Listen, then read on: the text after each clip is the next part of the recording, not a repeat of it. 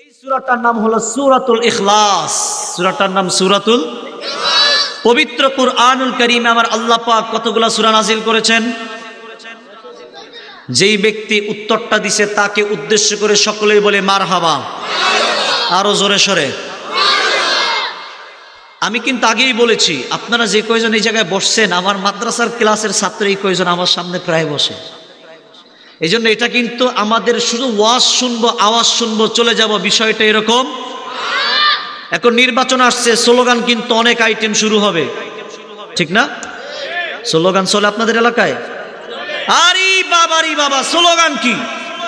একদল স্লোগান দেয় লা ইলাহা ইল্লাল্লাহ, নৌকার মালিক তুই আল্লাহ, ঠিক কিনা? আর একদল স্লোগান দেয় লা ইলাহা ইল্লাল্লাহ, ধানের শীষে বিসমিল্লাহ, ঠিক না? আর যারা স্বতন্ত্র প্রার্থী এরা আবার কি স্লোগান দেয়? আল্লাহ আল্লাহ বলিয়া ভোট দিবেন হাসিয়া, আল্লাহ যদি সহায় হয় বালতি মার্কার হবে জয়, ঠিক না? রাগ করতেছেন? কেউ কেউ আছে আল্লাহ যদি সহায় হয় ট্রাক মার্কার হবে জয়, ঠিক না? কিন্তু আমাদের মার্কা কার মার্কা? এ মুসলমান, আমাদের মার্কা কার মার্কা? মুসলমান কার দল? আর একটু জোরে। আল্লাহর নাম আসতে বললে হবে? অনেকে চুপচাপ আছে, দর্শক। এরা কি? এই জায়গায় দর্শক হলে হবে না, জোরে সরে। আমরা কার দল? আল্লাহর নাম জোরে সরে আমরা নিব ইনশাআল্লাহ। আমার আল্লাহ পাক পবিত্র কুরআনুল কারীম নাজিল করেছে সূরা কয়টা? 100। এর মধ্যে থেকে আমার আল্লাহ পাক 3 আয়াত বিশিষ্ট সূরা নাজিল করেছে, 3টা।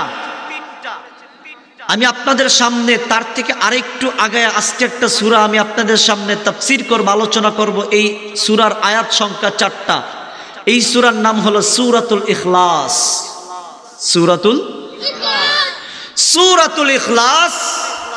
এই সূরার আয়াত সংখ্যা 4, নাম্বার 112। এই সূরা আমার আল্লাহ পাক মক্কা নগরীতে নাজিল করেছে।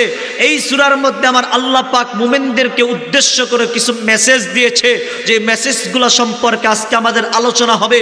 আমার আল্লাহ পাক এই সূরার শুরুতেই বলে, কুল, হে নবী আপনি বলে দিন, আল্লাহু আহাদ, আমি আল্লাহ এক, আমি আল্লাহ অদ্বিতীয়, আমি আল্লাহর কোনো শরীক। আল্লাহর কোনো শরীক আছে? আমার আল্লাহ ঘুমায়? ঘুমের ভাব আসে? যারা চুপচাপ আছে তাদের কাছে মনে আসে? লা তাখুযুহু সিনাতুন ওয়ালা নাওম। এইভাবে হলে হবে না। আল্লাহর কোরআন আয়াত তেলাওয়াত হবে। কোরআন কার বাণী? আর একটু জোরে, কার? সুতরাং কোরআন আল্লাহর বাণী, আওয়াজও দিতে হবে জোরে। সব কথা বলার শক্তি দিয়েছে কে? আসেন এই সম্পর্কে আরেকটু সামনে গেলে বুঝবেন আল্লাহ আমাদেরকে কি দিয়েছে। আল্লাহু আকবার।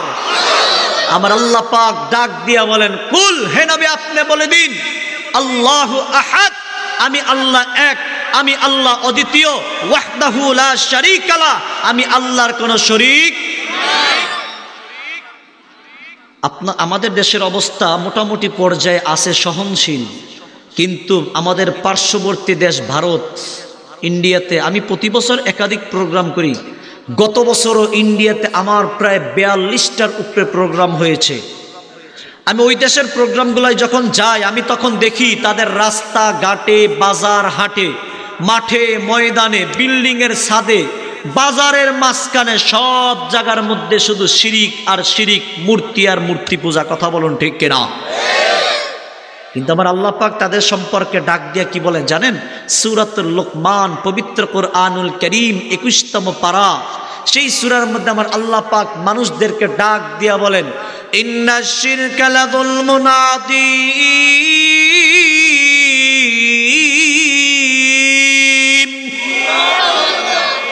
আমার আল্লাহ পাক ডাক দিয়া বলে, হে পৃথিবীর মানুষ, তোমরা ভালো মতো বুঝো, এই আসমানের নিচে, জমিনের উপরে যদি কোন জালেম থাকে, একমাত্র জালেম, শুধুমাত্র জালেম, কেবলমাত্র জালেম, ওই ব্যক্তিদেরকেই বলা হয় যারা আমার আল্লাহর সাথে শরীক করে।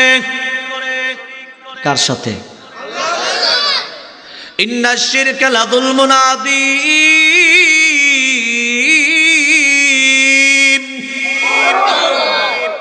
আল্লাহর সাথে যারা শরীক করে এরা হলো সবথেকে বড় জালেম। কারণ কি? কারণ কি ভালো মতো বুঝেন। আমাদের একটা মাথা আছে, আসেনি? যারা বলে না তাদের আছে মাথা আছে। এই মাথার পাওয়ার কত ভালো মতো শুনেন।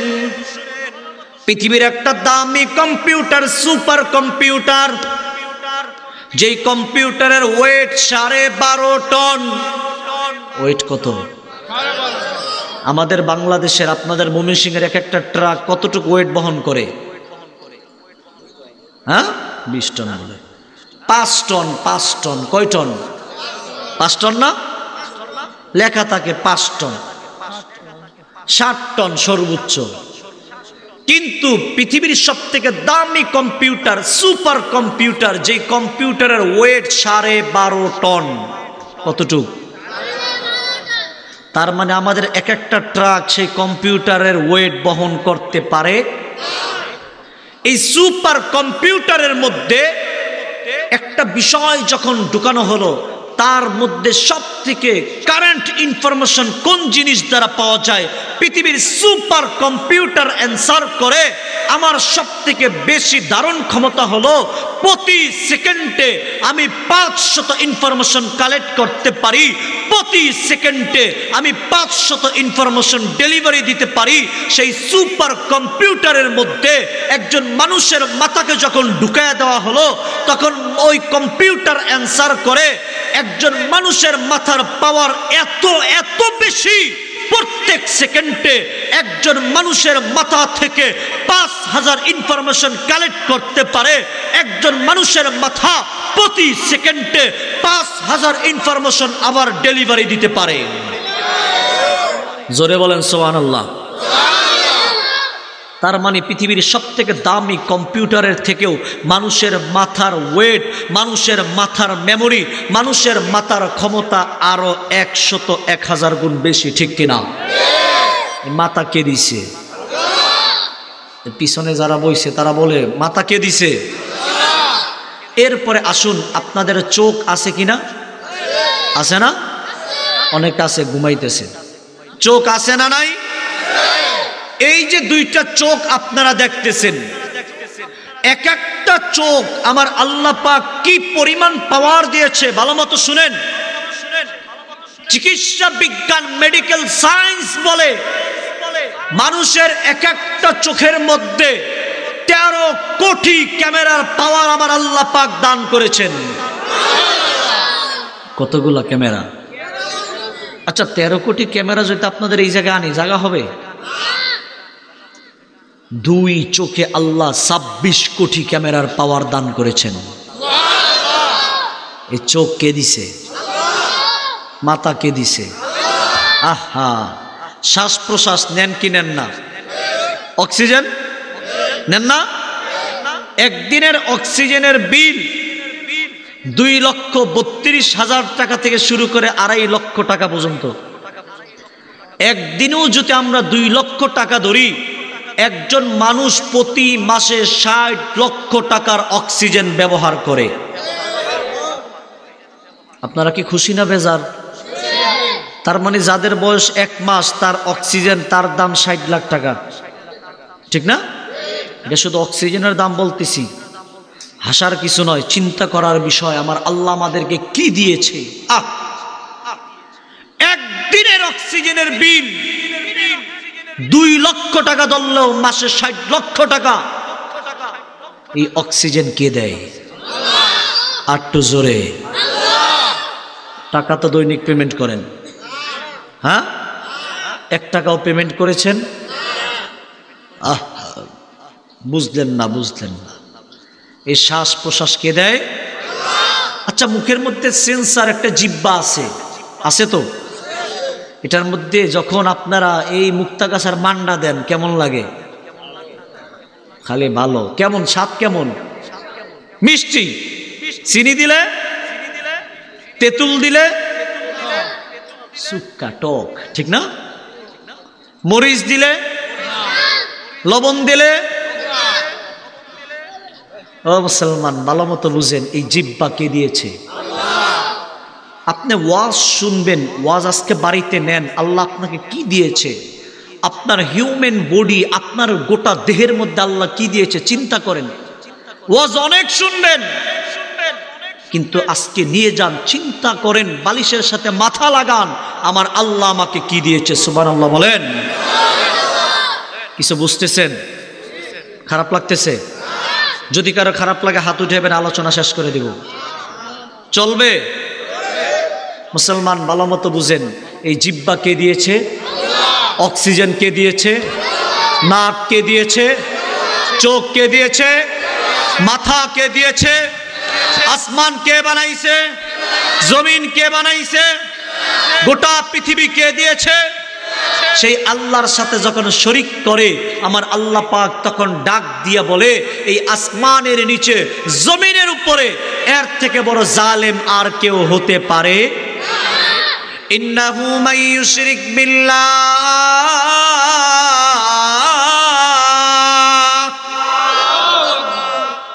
পবিত্র কুরআনুল কারীমের 5 নম্বর সূরা সূরাতুল মাইদার 72 নম্বর আয়াতে আমার আল্লাহ রাব্বুল আলামিন বলেন, কোন ব্যক্তি যখন আল্লাহ পাকের সাথে শরীক করেন, ফাকাদ হারামাল্লাহ,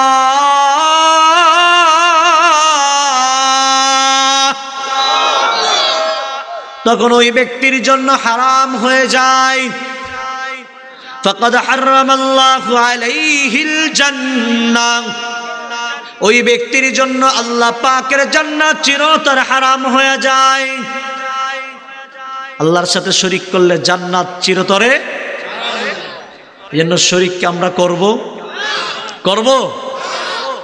সামনে আসতেছে 31st নাইট, ঠিক না? আরে বাবা রে বাবা, আপনাদের অবস্থার কথা আমি জানি না, আমার ঢাকা শহরের অবস্থা হইলে এমন, ওই দিন বেড আর বেডি নেই, সব একলাগে রাস্তায় নামে। কারণ কি বলে? 31st night. আজকে কিছু ইনফরমেশন, যেহেতু এটা ক্লাসের মধ্যে ভাঙ্গাচোরা কিছু কথা বলবো, কিছু সবক দিব, বাড়িতে নিয়ে যাবেন, সেই অনুযায়ী আমল করবেন। পারবেন না ইনশাল্লাহ? কারণ আপনার অনেক, আমি একদম সুট্টুর দিয়ে আপনাদেরকে কি, কিন্তু আপনার কোনো শিক্ষা পেলেন না। এই ওয়াজ কিয়ামত পর্যন্ত চলবে। ওয়াজটা এখন প্রত্যেকের পকেটে না, প্রত্যেকের পকেটে। ইউটিউবের মধ্যে ওয়াজ, ফেসবুকে ওয়াজ, মসজিদে প্রতি শুক্রবার ওয়াজ, এরপর আবার এরকম মাহফিল, কিন্তু পরিবর্তন হচ্ছে। ওয়াজ অনেক হবে, কিন্তু পরিবর্তন কতটুকু হলো সেটাই হলো সব থেকে বড় দেখার বিষয়, ঠিক কিনা? আমি শুকরিয়া আদায় করে বলি, আমার এলাকা রাজধানী ঢাকার শহর বাড্ডা, নাম শুনছেন বাড্ডা? আমার এলাকা বাড্ডা, গোটা পূর্ব বাড্ডার মধ্যে এই বছর 16ই ডিসেম্বর একটা ঢোলের বাড়ি পড়ে নাই। সুবহানাল্লাহ, আসতে কোন আর আসতে কোন। গোটা এলাকার মধ্যে 2টা মাহফিল হইছে, অর্থাৎ আগের দিন পরের দিন কোনো ঢোলের বাড়ি নাই, কোনো গান বাদ্য নাই, মাহফিল হইছে, শহীদদের জন্য দোয়া হইছে, অর্থাৎ যুবক পরিবর্তন হইছে, এলাকা পরিবর্তন। আজকেও আপনাদেরকে আমি কিছু মেসেজ দিয়ে যাব। সামনে আসতেছে 31st নাইট, এ সম্পর্কে আপনি গুগলে সার্চ দিবেন, ইউটিউবে আপনি সার্চ দিবেন, আপনি লিখবেন জানুস, অর্থাৎ জানুস 31st নাইট কোথা থেকে আসতো, কি থেকে আসতো, কি আমরা পাইতেছি, আপনি খুব ভালো মতো বুঝবেন, ভালো মতো মনে রাখবেন। এই জানুস একটা মূর্তি, যারা বড় খ্রিস্টান আছে এরা কি করে, এই মূর্তির 2টা মাথা। কয়টা মাথা? এই জানুস নামক মূর্তির পিছনের ভাগে কিছু লোক বসে থাকে 12টা বাজার আগ মুহূর্তে, এবার বৈশা ভাবে আর বৈশা তার কাছে প্রার্থনা করে, আর তার কাছে বলে, আমরা বিগত বছরে যত গুনাহ করেছি, বিগত বছরে যত খারাপ কাজ করেছি, এই সব খারাপ কাজগুলা তুমি আমাদেরকে মাফ করে দাও। সুবহানাল্লাহ। আয় হায় হায়, তাল ঠিক নাই রে, তাল ঠিক। আরো জোরে বলেন নাউজুবিল্লাহ। মুসলমান সাহায্য চাবে কার কাছে? জোরে বলেন, মুসলমান সাহায্য কার কাছে চাবে? এই জানুস মূর্তির কাছে চাইতেছে বিগত 1 বছরে আমরা যত পাপ করেছি এই পাপগুলা তুমি ক্ষমা করো, এই পাপগুলাকে তুমি পরিষ্কার করো। ঠিক যখন 12টা বাজে তখন ঘুরে তখন আবার সামনের দিকে আসে, সামনের দিকে এসে এবারে বলে আগামী 1 বছর যত কাজ করব এই সমস্ত কাজগুলারে তুমি কবুল করো। আরো জোরে বলেন, সামনের জায়গাগুলা পূরণ করেন। এটা জান্নাতের বাগান। আল্লাহ পাক যাদেরকে কবুল করবে তারাই থাকবে, যাদেরকে কবুল করবে না তারা দেখবেন মাঝে মধ্যে ফাটবে, ঠিক কিনা? আমরা থাকবো নাকি আমরা যাব? আল্লাহ পাক কবুল করুন। মুসলমান খুব ভালো মতো বুঝেন, আমার আল্লাহ পাক পবিত্র কুরআনুল কারীম 7 নম্বর সূরার 27তম আয়াতের মধ্যে বলেন, ইন্নাহু ইয়ারাকুম হুয়া কাবিলুহু মিন হাইসু লা তারাউনাহুম, ইন্নাহু ইয়ারাকুম হুয়া কাবিলুহু মিন হাইসু লা তারাউনাহুম। আল্লাহ পাক ডাক দিয়া বলেন, ও পৃথিবীর মানুষ, শয়তানকে তোমরা দেখো না কিন্তু শয়তান তোমাদেরকে দেখে, ঠিক কিনা? শয়তান তোমাদের দ্বারা এমন ভাবে খারাপ কাজ করাবে তোমরা চিন্তাও করতে পারবা না, এমন ভাবে তোমাদের দ্বারা শিরিক করাবে তোমরা চিন্তাও করতে পারবা না, এমন ভাবে তোমাদের দ্বারা দেখবা শয়তান শিরিক করাবে তোমরা ভাবতেও পারবা না। ইন্নাহু ইয়ারাকুম হুয়া কাবিলুহু মিন হাইসু লা তারাউনাহুম। শয়তান তোমাদেরকে দেখে, তার দলবল তোমাদেরকে দেখে, কিন্তু তোমরা শয়তানকে দেখো না। সুতরাং শয়তান আমাদেরকে ধোঁকা দিবে কিন্তু আমরা ধোঁকার মধ্যে পড়ব। জোরে আল্লাহ আমাদেরকে কবুল আর মঞ্জুর করো। মুসলমান খুব ভালো মতো বুঝেন, এই শয়তান আমাদেরকে ধোঁকা দেওয়ার জন্য বিদেশি সংস্কৃতি অপসংস্কৃতি আমাদের মধ্যে ঢুকাইয়া দিতে চায়। 31 নাইটের নামে মদ্যপান আমাদের মধ্যে ঢুকাইতে চায়, আতশবাজি আমাদের মধ্যে ঢুকাইতে চায়, উলঙ্গ বেলাল্লাপন আমাদের মধ্যে ঢুকাইতে চায়, আমাদের যুবক যুবতীদেরকে রাস্তায় অবাধ মেলামেশার জন্য নামাইতে চায়। কথা বলুন ঠিক কিনা? কিন্তু মনে রাখতে হবে এই দেশ হলো মুসলমানের দেশ। এ দেশ কাদের দেশ? সন্দেহ আছে? এ দেশ মুসলমানের দেশ। এ দেশের সব জায়গার মধ্যে ইসলামের নিদর্শন পাওয়া যায়। কথা বলুন ঠিক কিনা? মুসলমান খুব ভালো মতো বুঝেন, গোটা দেশের মধ্যে যখনই কোন ইসলাম বিরোধী শক্তি মাথাচাড়া দিয়েছে, কোন নাস্তিক যখন মাথাচাড়া দিয়েছে, এদেশের উলামায়ে কেরামের তত্ত্বাবধানে নাস্তিকদেরকে হটানো হয়েছে, ঠিক কিনা? বাংলাদেশে নাস্তিক আসছে, টিকতে পারে নাই। কোরআন বিরোধী আসছে, টিকতে পারে নাই। আসছে যারা তারা টিকে নাই, বর্তমানে যারা আছে তারাও টিকবে না, অদূর ভবিষ্যতে যারা আসবে তারাও টিকতে পারবে। আপনাদের পার্শ্ববর্তী একজন আছে, চান্দিতে মাল নাই, আছে না নাই? ইসলাম বিরোধী, এজন্য সে তার নমিনেশনও নাই, ঠিক কিনা? কথা আসতে বলেন কেন? ভয় পান? কথা বলবেন কার জন্য? ভালোবাসবেন কার জন্য? আল্লাহর রাসূলের হাদিস, বিশ্বনবী মুহাম্মদুর রাসূলুল্লাহ সাল্লাল্লাহু আলাইহি ওয়াসাল্লাম বলেন, আফজালুল আমাল,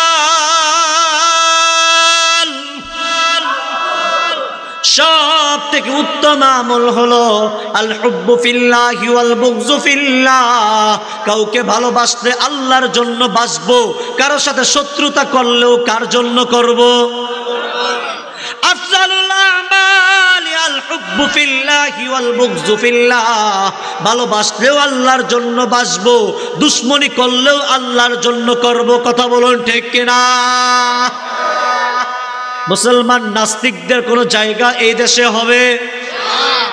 ইসলামের বিরুদ্ধে কথা বলেছে। তসলিমা নাসরিন টিকতে পারে নাই, দাউদ হায়দার বলছে টিকতে পারে নাই, আহমদ শরীফ বলছে টিকতে পারে নাই, লতিফ সিদ্দিকী বলছে মন্ত্রিত্ব টিকাইতে পারে নাই, টাকলা মুরাদ বলছে নমিনেশনই পায় নাই। কথা বলুন ঠিক কিনা? কারণ এদেশে কোনো নাস্তিকদের জায়গা হবে? নাস্তিকরা মাথাচাড়া দিলে তাদেরকে বাংলাদেশে থাকতে দেওয়া হবে?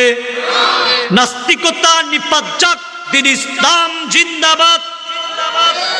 হবে হবে হবে হবে।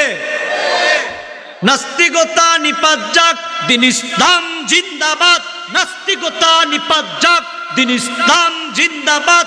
কোটি প্রাণে একই আওয়াজ, খোদাদ্রোহী সার পাবে না, এই বাংলায় ঠাই হবে না, মুসলমানরা জেগেছে আজ।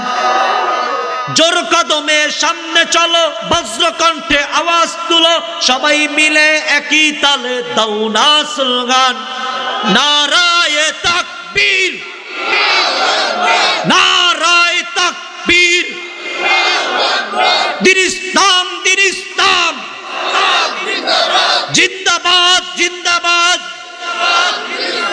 ইসলামেরই জন্ম দেশের হয়েছে জন্ম, ইসলামের বিরুদ্ধে গেলে দেশ হবে ভিন্ন, ঠিক না?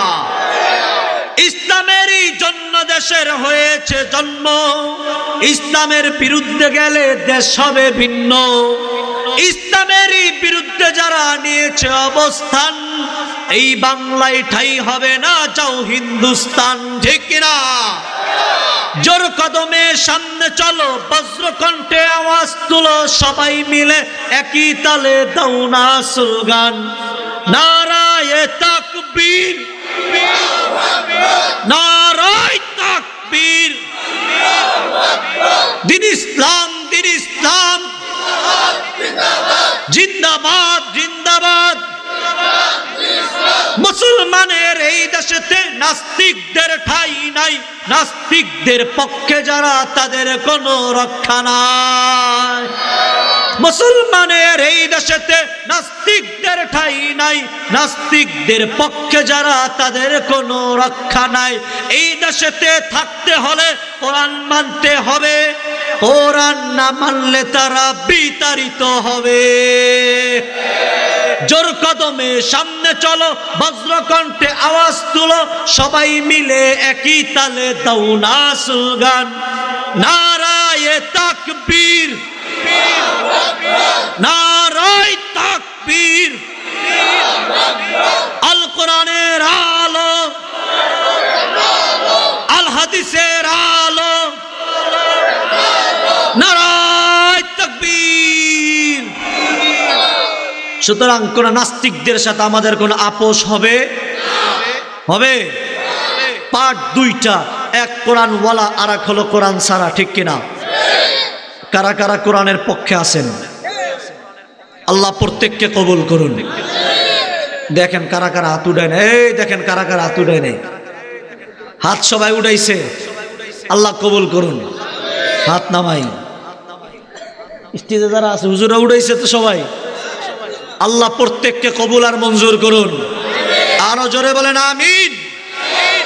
মুসলমান খুব ভালো মতো বুঝেন, বিশ্বনবী মুহাম্মদুর রাসূলুল্লাহ সাল্লাল্লাহু আলাইহি ওয়াসাল্লামের দল একটা, আর একটা নাস্তিক মুরতাদদের দল। সুতরাং মুসলমান কোন নাস্তিক মুরতাদদেরকে ছাড় দিতে পারে? সুতরাং আজকের এই বাগ জান্নাত মাদ্রাসায় আপনার আজকে কোরআনের দল, এই কোরআন সম্পর্কে বিশ্বনবী মুহাম্মদুর রাসূলুল্লাহ সাল্লাল্লাহু আলাইহি ওয়াসাল্লামের একটা দুইটা হাদিস বলে আজকের আলোচনা এই জায়গার মধ্যে ইতি ঘটাবো। আল্লাহ পাক কবুল আর মঞ্জুর করুন। একটু জোরে বলেন। কোরআন সম্পর্কে বুখারী, মুসলিম, তিরমিজির হাদিস, মিশকাত শরীফের 160 নম্বর পৃষ্ঠার হাদিস। আল্লাহ রাসূল বলেন, কিয়ামতের কঠিন ময়দান আল্লাহ পাক কোরআনওয়ালাদেরকে ডাক দিবেন, ইকরা ওয়ারতাকি ওয়ারাত্তিল কামা কুনতা তুরাত্তিলু ফিদ দুনিয়া। আল্লাহ রাব্বুল আলামিন ডাক দিবেন, হে কোরআনওয়ালা, যারা কোরআন তোমরা পড়তেছিলে তোমরা কোরআন পড়ো সুবহানাল্লাহ। একটু জোরে বলেন ইকরা, তোমরা পড়তে থাকো। যেই মাত্র বলবে তোমরা পড়তে থাকো, সাথে সাথে পড়বে। ওয়ারাত্তিল কামা কুনতা তুরাত্তিলু ফিদ দুনিয়া, যেইভাবে তোমরা পড়তেছিলে দুনিয়াতে সুন্দর মতো সুর দিয়া, ওইভাবে তোমরা যদি পড়তে থাকো, ওইভাবে তোমরা যদি পড়ো, ফাইন্না মানজিলাকা ইনদা আখিরি আয়াতিন তাকরাউহা, যেই জায়গার মধ্যে গিয়া তোমার কোরআন তেলাওয়াত পড়া বন্ধ হবে, ওই জায়গার মধ্যে তোমার বিল্ডিং ওঠা বন্ধ হয়ে যাবে। অর্থাৎ কোন ব্যক্তি যখন পড়বেন আলহামদুলিল্লাহি রাব্বিল আলামিন বলার সাথে সাথে দেখবেন ওই জায়গার মধ্যে একতলা বিল্ডিং হয়ে গেছে। একটু জোরে বলেন। কোন ব্যক্তি যখন বলবেন আর রহমানির রহিম, সাথে সাথে দেখবেন দুইতলা বিল্ডিং হয়ে গেছে। এরপরে যখন বলবে মালিক ইয়াউমিদ্দিন, দেখবে তিনতলা বিল্ডিং হয়ে গেছে। সুবহানাল্লাহ। আল্লাহর নবী বলেন ইকরা ওয়ারতাকি ওয়ারাত্তিল কামা কুনতা তুরাত্তিলু ফিদ দুনিয়া,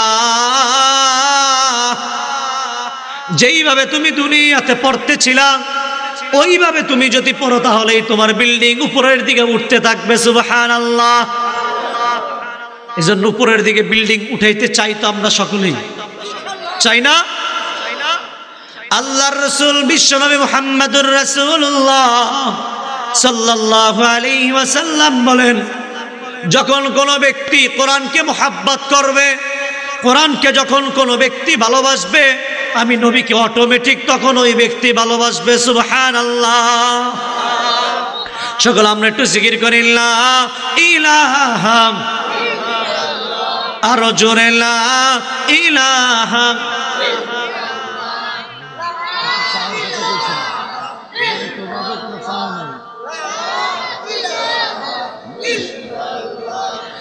লা লা ইলাহা ইল্লাল্লাহ।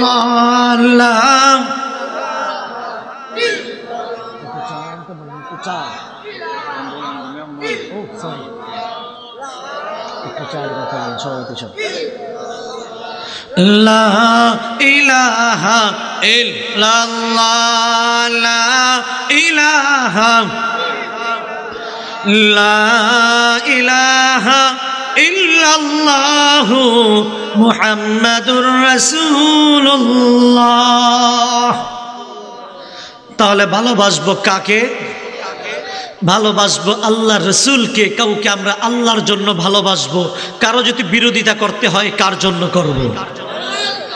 বিশ্বনবী মুহাম্মদুর রাসূলুল্লাহ সাল্লাল্লাহু আলাইহি ওয়াসাল্লাম, তার প্রতি সাহাবায়ে কেরামের কেমন ভালোবাসা মুসলমান খুব ভালো মতো শুনেন।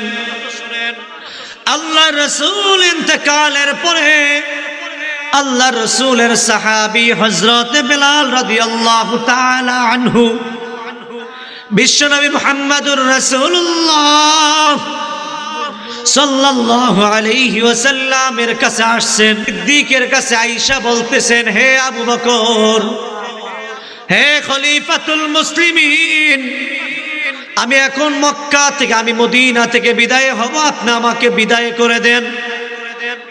যেই মাত্র এই কথাটা বলেছে সাথে সাথে ডাক দিয়া বলতেছেন, হে বেলাল, কেন তুমি মদিনা থেকে তুমি যাইবা? আমাদের তো বুঝে আসতেছে না।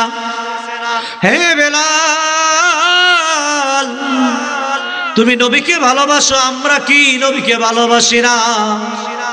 ডাক দিয়া বলতেছেন, নবীকে আপনারাও ভালোবাসেন, আমিও ভালোবাসি, কিন্তু আবু বকর সিদ্দিক, আপনাকে একটা কথা বলি শুনুন, আল্লাহর রাসূলের রওজাটা দেখার পরে আমি বেলাল আর সহ্য করতে পারি না।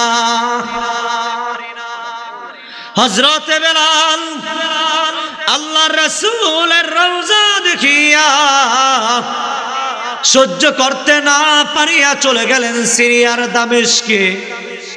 লম্বা সময় চলিয়া গেল। আল্লাহর রাসূল এবারে স্বপ্ন দেখাইতেছে, হে বেলাল, এতদিন হয়ে গেল এখনো কেন তুমি আসো না? বেলাল, কি হলো? এখন পর্যন্ত তো তুমি আমার কাছে তুমি আসো না কেন করে বেলাল?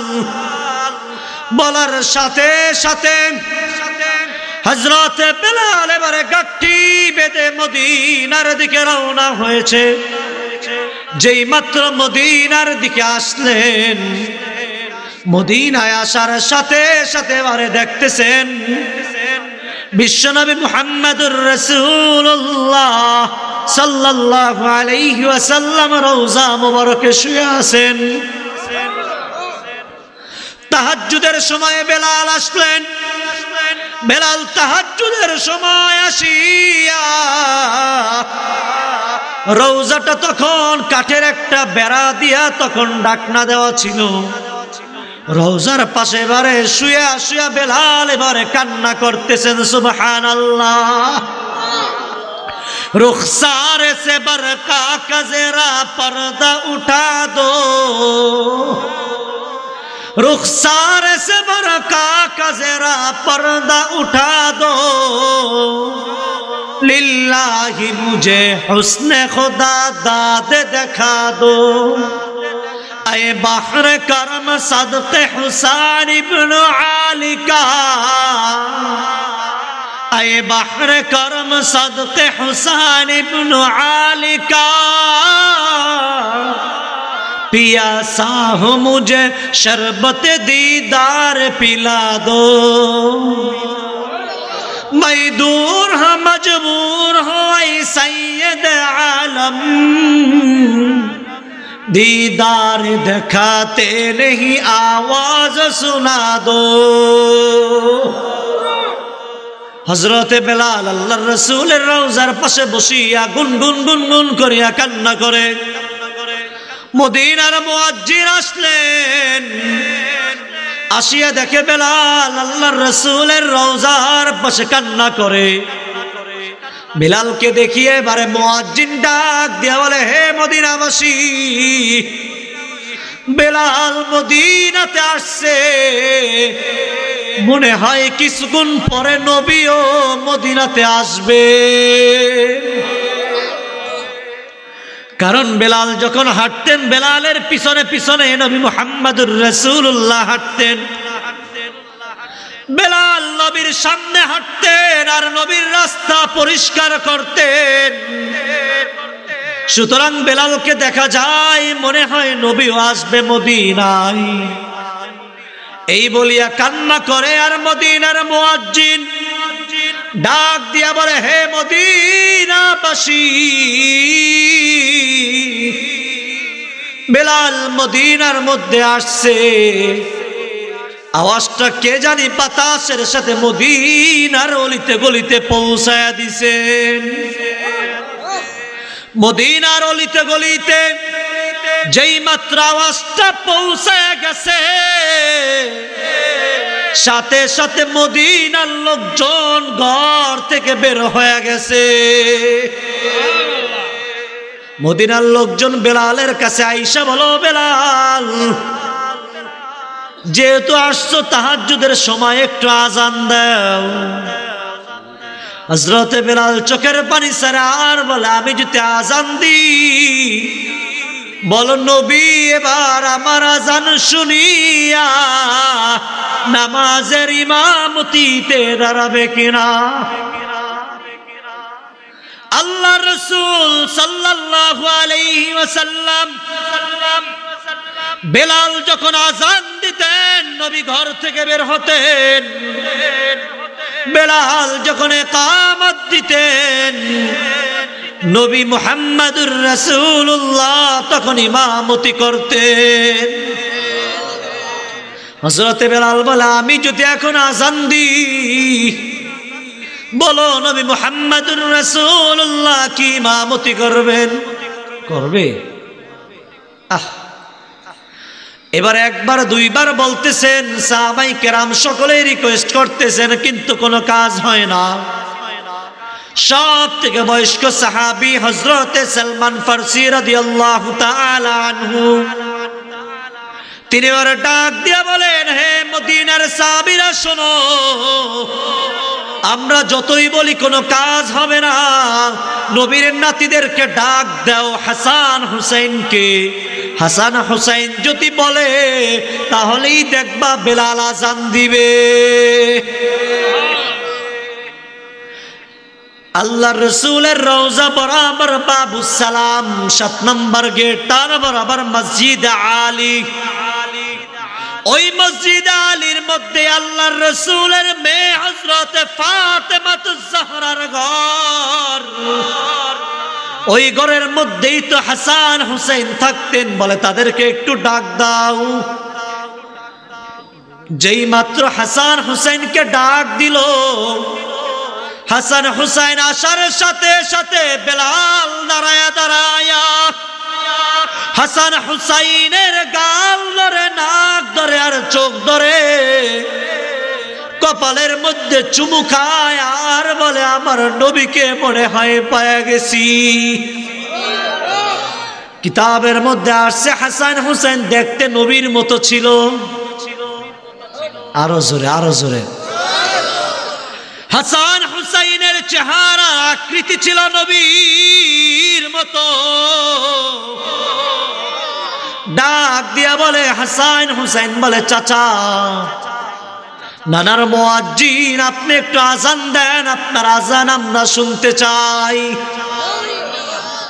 হযরতে বেলাল এবারে দাঁড়ায়া গেল। হযরতে বেলাল এবারে আজান শুরু করলো। আল্লাহু আকবার, আল্লাহু আকবার। যেই মাত্র আজানের আল্লাহু আকবার ধ্বনি দিল, মদিনার ঘর বাড়ি থেকে আবাল বৃদ্ধ বনিতা, ছোট্ট ছোট্ট কিশোররাও বের হয়ে গেল। সকলের কানে কানে আওয়াজ পৌঁছে গেল, বেলাল আযান দেয় নবীর মুয়াজ্জিন। যেহেতু নবীর মুয়াজ্জিন চলে আসছে, মনে হয় নবীও কিছুক্ষণ পরে চলে আসবে। মুসলমান খুব ভালো মতো বুঝেন, খুব ভালো মতো বুঝেন। বেলাল আযান দিল, আশহাদু আল্লা ইলাহা ইল্লাল্লাহ, আশহাদু আন্না মুহাম্মাদার রাসূলুল্লাহ। বেলাল যেই মাত্র মুহাম্মাদুর রাসূলুল্লাহ বললেন, গোটা মদিনার মাটিগুলা থরথর করিয়া কাঁপিয়া উঠছে। সাথে সাথে বেলাল সেন্সলেস হয়ে গেছে, অজ্ঞান হয়ে গেছে। লোকজন দরিয়া বেলালকে নিয়ে শোয়াইল। বেলাল চোখে মুখে পানি দিল। বেলাল চোখটা খুলিয়া বলে, আমার নবী কোথায়? সুবহানাল্লাহ। নবীর প্রেম, নবীর ভালোবাসা শুধু রবিউল আউয়াল মাস আসলেই পাওয়া যায়, এরকম আছে না নাই? আছে না? 12 মাসের কোনো খবর নাই। রবিউল আউয়াল মাস আসছে, দোকানের জিলাপি পরিষ্কার, আছে না? কিন্তু সাহাবায়ে কেরাম নবীকে কেমন কেমন কেমন করিয়া ভালোবাসতেন। নবীর জন্য নিজের জীবনকে উৎসর্গ করিয়া দিতেন। মুসলমান খুব ভালো মতো বুঝেন। আল্লাহর রাসূল একদিন ডাক দিয়ে বলেন, আজকে যুদ্ধের ময়দানে সাহাবায়ে কেরাম তোমাদেরকে নিয়ে যাব। কার ঘরে কি আছে, কোথায় কি আছে, সব কিছু নিয়ে আসো। বলার সাথে সাথে গোটা সাহাবায়ে কেরাম ঘর থেকে মালগুলা নিয়ে একত্রিত করিয়া দিছেন। একটু জোরে বলেন।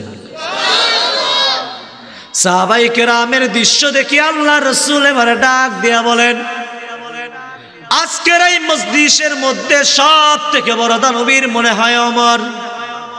ওমর তুমি কি দিয়েছো? বলে, ইয়া রাসূলুল্লাহ, ইয়া হাবিবাল্লাহ, আমার ঘরে যা ছিল আমি অর্ধেক দিয়ে দিছি। যা ছিল সব কিছুর অর্ধেক মাল। আপনাদেরকে যদি বলি যা আছে সব কিছু দেন, কার কাছে কি আছে? আমাদের পকেট থেকে 10 টাকাও বেরোয় না, ঠিক কিনা? সাহাবায়ে কেরাম অর্ধেক সম্পত্তি দান করিয়া দিছেন। আল্লাহ রাসূল এবারে ডাক দিয়া বলেন, হে আবু বকর, আপনি কি দিয়েছেন? আল্লাহর রাসূলকে এবারে বলে, ইয়া রাসূলুল্লাহ, ইয়া হাবিবাল্লাহ। আপনি বলার সাথে সাথে আমি দৌড়ায় ঘরের মধ্যে গিয়েছি। ঘরের মধ্যে গিয়া দেখি ঘরের মধ্যে লবণের বাটি আছে আর কয়েকটা হান্ডি বাতিল। ইয়া রাসূলুল্লাহ, ইয়া হাবিবাল্লাহ, এই সবগুলো আমি এই জায়গার মধ্যে আইনা দিছি। বলে তাহলে ঘরের মধ্যে কি আছে? বলে ঘরের মধ্যে আল্লাহ এবং তার রাসূলকে রেখে আসছি।